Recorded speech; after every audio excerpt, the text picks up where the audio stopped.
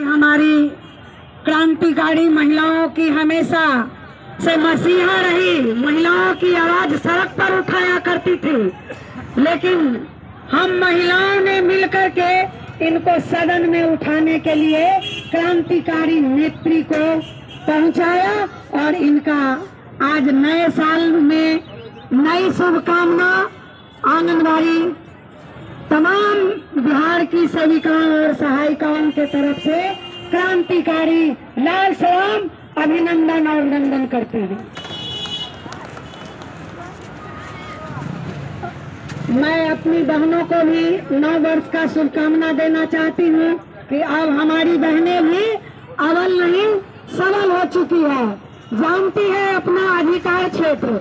किसी भी तरह का परेशानी आती है तो प्रॉपर बिहार की पटना की नाक होने के कारण पटना की सड़कों पर उतर करके अपनी बात को रखने की साहस करती है, हिम्मत करती है। इसके लिए भी मैं अपनी बहनों को शुभकामना के साथ क्रांतिकारी अभिनंदन करती हूँ, वंदन करती हूँ। बहने, हम महिलाओं पर सरकार जिस तरह की अत्याचार करती है, सरकार का जिस तरह का मोनो पॉलिसी है, उसको हम महिलाओं ने भी ठान लिए हैं कि उसको सफल नहीं होने देंगे। सरकार झूठी योजनाओं को प्रोटेस्ट करके देश और विदेश में वाहवाही करवाना चाहती है। सरकार धरातल पर कुछ नहीं करती है, पर वो अपने आप को ये दिखाना चाहती है कि हम ऐसी योजना को लाए हैं, ऐसी योजनाओं को गरीब और दलित वर्गों के लिए इस चीज को ला करके माने हाईलाइट, अपने को बढ़ावा, अपने को उज्जवल, अपने को हीरो के रूप में बनाना चाहती है। तो हमारी बहनें भी, वो आंगनबाड़ी बहनें हो या आशा हो या रसोईया हो, चाहे बिहार या देश के अंदर जितनी भी महिलाएं हैं, वो समझ चुकी है कि सरकार की मनोप्रवृत्ति क्या है, कैसी है। अब महिला हम अव्वल नहीं है, हम भी शिक्षित हैं, हम भी अपनी पैर को बेड़ियों को तोड़ डाले हैं, हम भी समाज के लिए धरातल पर काम करने वाली महिला हैं। हम ही कुपोषण दूर करते हैं, हम ही पोलियो मुक्त करा करके देश को नाम रोशन करवाएं। हम ही वो सेविका हैं कि कोरोना जैसी महामारी में डोर टू डोर जा करके, घर घर जा करके, अलख जगा करके और कोरोना जैसी महामारी को दूर भगाने का काम किए। उसी का नाम आंगनबाड़ी सेविका और आशा है। तो सरकार को दिवस करके ही रहेंगे। सरकार चाहे हमको काम पर रखे या हमारी मौलिक अधिकार को हनन करते हुए निकाल कर फेंक दे, लेकिन हम अपने अधिकार के लिए तब तक लड़ते रहेंगे। हम बिहार और देश के बहनों के लिए तब तक लड़ते रहेंगे जब तक हमारी जान में सांस होगी, तब तक हम उनकी आवाजों को सड़क पर उठाते रहेंगे, सड़क पर उनका संसार करते दिखेंगे।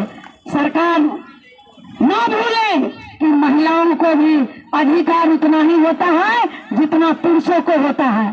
जितना पुरुष जाति भले ताकत से सबल हो सकते हैं, लेकिन जिस सत्ता का सुख राज भोगवाते हैं हम लोग, हम महिला, वो बराबर का हकदारी होता है।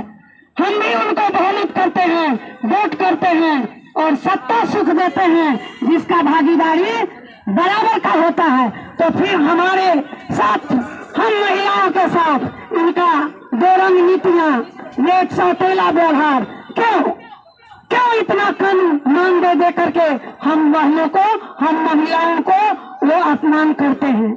हम भी उनसे पूछना चाहते हैं कि महिला जाति को कब तक आप कमजोर और अबला समझते रहेंगे।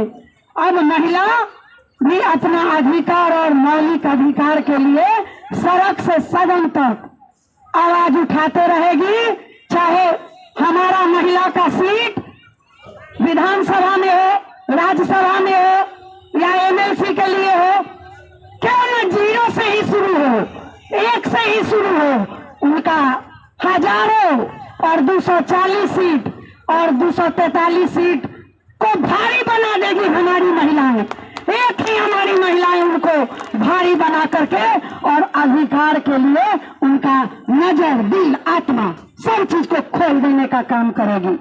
ये हम बिहार की तमाम और देश की तमाम महिलाएं अपनी सरकार के साथ साथ देश की सरकार को संदेश भेजना चाहते हैं कि ये 2025 आ गया, अब भी सुधर जाओ।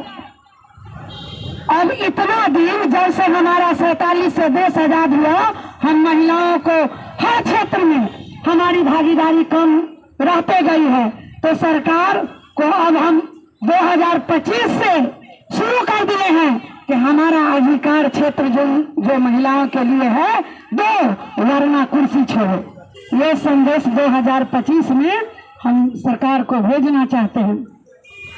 अब हमारी महिलाएं भी फूल नहीं है, चिनगारी है।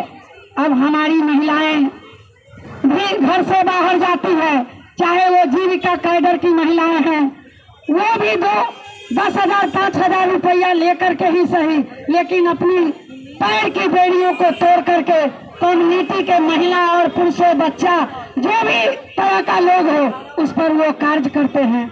हम लोग भी अपने पोषक क्षेत्र के उन दलित, उन गरीब, उन कुपोषित बच्चे के लिए काम करते हैं, जहाँ पर उनके माता पिता निरक्षर होते हैं, माता पिता पढ़े लिखे नहीं होते हैं, वो अपना बच्चा को देखभाल नहीं करते हैं।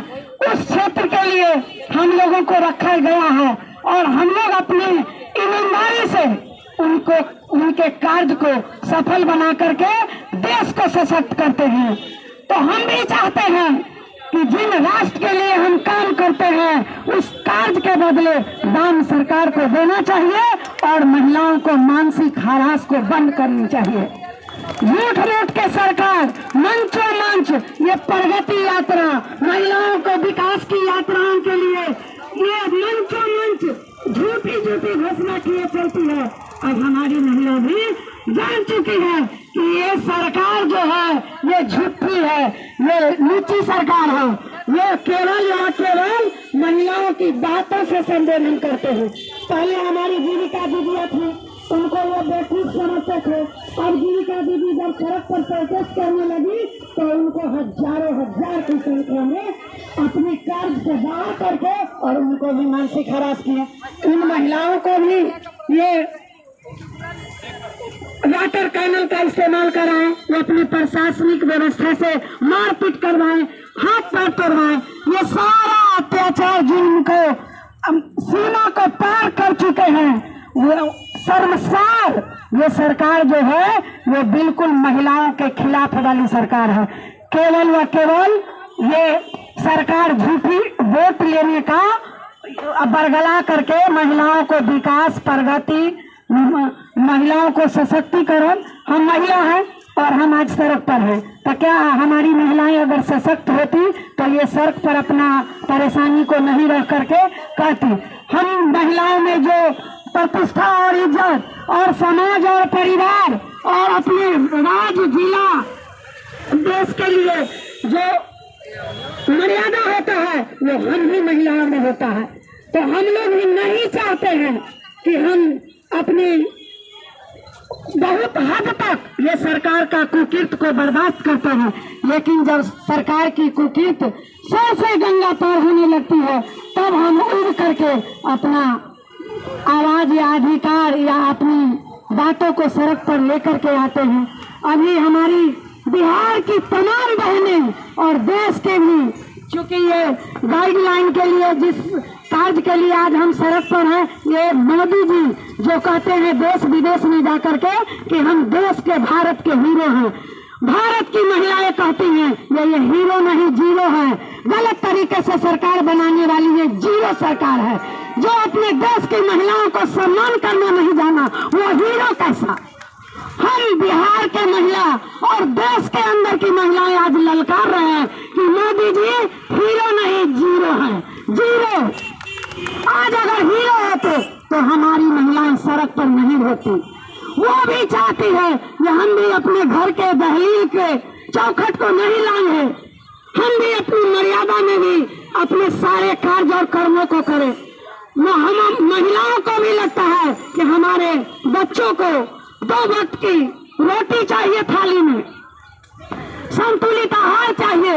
हमारे भी बच्चे पढ़े लिखे आज बीपीएससी छात्र और के साथ छात्रा के साथ क्या हुआ, वो हमारा पूरा बिहार देखा।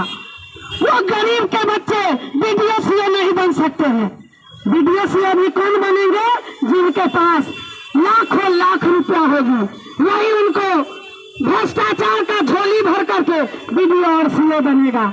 मेरा गरीब बेटा बेटिया बीडीओ सीओ बन नहीं सकता है।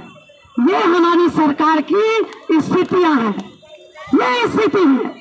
तो बहनों जागो, जब जागो तभी सवेरा। हम चाहते हैं कि अपना बेटा और बेटियों का भी बदला हम महिलाएं वोट पर चोट के साथ देके सरकार को दिलाएंगे।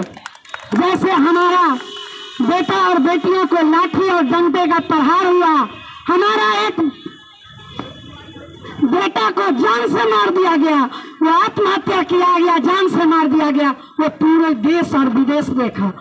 ये हम एक माँ है, कैसे हम अपने गर्भ में 9 महीना तक अपने बच्चे को रख करके आज जब उसको बड़ा करते हैं, पाल और पोस करके वहां तक पहुंचाए, वो बच्चा कैसे मर जाता है। ये सरकार को शर्म आनी चाहिए।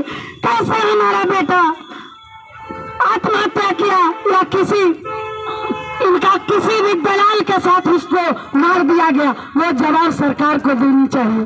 तो ये सब हद पार हो चुका है। किस मुंह से ये प्रगति यात्रा पर निकली है हमारी बिहार सरकार। इनको शर्म आनी चाहिए कि बिहार में जितनी भी वैकेंसियां आती हैं उस पर ये क्या क्या कुकृत्य करते हैं। कहने के लिए तो बड़े बड़े इनका दलाल और मुंह और प्रशंसा करने के लिए है, लेकिन आज हम सड़क पर क्यों उतरे हैं, वो भी बिहार और राजधानी का लोग देख रहा होगा कि महिलाएं कैसे उत्पीड़न को सह रही हैं। हमको मोबाइल नहीं दिए और फेस कैप्चर रिचार्ज कौन कराएगा? मोदी जी के दामाद कराएगा। अडानी और अंबानी इनका कौन है? इनका दामाद होगा तभी तो बिहार और देश की महिलाएं के दामाद हो सकता है। तभी वो रिचार्ज मेरा कौन है कि रिचार्ज करा देगा। 1 साल में वो 2000 रुपया देते हैं, वो भी जब हमारा 1 साल कार्य पूरा हो जाएगा उसके बाद ये 2000 रुपया देंगे। कैसे ये कहते हैं इनके आला अधिकारी कि डिजिटल और काम को कर लिया जाए। ऐसा जुर्म और अत्याचार को हमारी बहनें नहीं सहेगी। आए दिन अगर सरकार नहीं अपने आगे से सुधरेगी तो हम लोग आए दिन इस तरह से प्रोटेस्ट अपना प्रदर्शन करते रहेंगे और सरकार से लेकर के ही रहेंगे। हम भी कहते हैं कि अगर आपसे नहीं चलती है इस योजना को तो आप भी कुर्सी छोड़ दीजिए। ये 75 का योजना है। अभी तो मोदी जी क्या बोलेंगे, ये गोल्डन जुबली मनाएंगे, प्लेटिनम जुबली मना लिए। ये इतनी पुरानी योजना को हम अभी चला रहे हैं, लेकिन जो उस उत्पीड़न और जुर्म से जो हमारी बहन घसीट रही है वो हमसे पूछा जाए हम कैसे उस जुर्म को सहते हैं। बाजार में 7 रुपए आलू का दर, कैसा सड़ा आलू हम अपने दलित और गरीब कुपोषित बच्चे को 7 रुपए आलू खरीदेंगे? वो कौन आलू हमारा बाजार का बनिया देगा? 70 रुपए दाल खरीदने कहते हैं। कौन बाजार में हमारा लगता है? हम महिलाएं आज ललकार रहे हैं पटना के धरती पर कि कौन हमारा बाजार और दुकानदार है कि हमको 70 रुपए दाल दे देगा। अंडा के दर, जो अंडा 10 रुपए मिलता है उसको 6 रुपए 50 पैसा दिया जाता है। अब बताए बिहार सरकार, मदन सहनी भी बताए कि 6 रुपए 50 पैसे कौन उनका दामाद है जो अंडा देगा आंगनबाड़ी सेविकाओं को। तो इस तरह का 13 सामग्री है जो जुर्म है।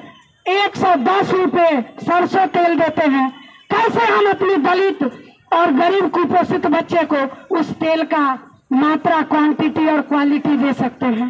तो इस तरह से वो सरकार भ्रष्टाचार खुद अपना मानक रेट तय की है। तो वो शर्म उनको होनी चाहिए, सोचनी चाहिए, समझनी चाहिए, महसूस करनी चाहिए तब वो डिजिटल कार्ड के ऊपर हम लोगों को लानी चाहिए।